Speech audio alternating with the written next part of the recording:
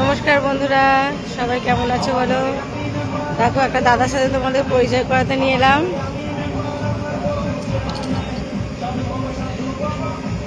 আমাদের হালাইকর দাদা বাড়ির লোক রান্না করে আমাদের কোনো অনুষ্ঠানে।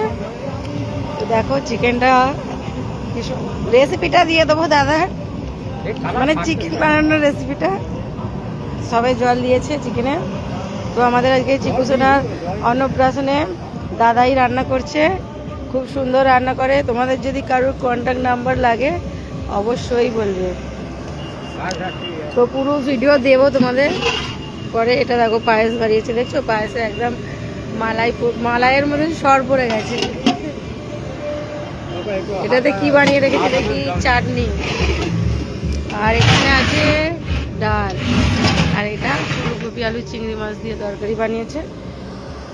তো সবাই সুস্থ থাকবে, ভালো থাকবে, টাটা।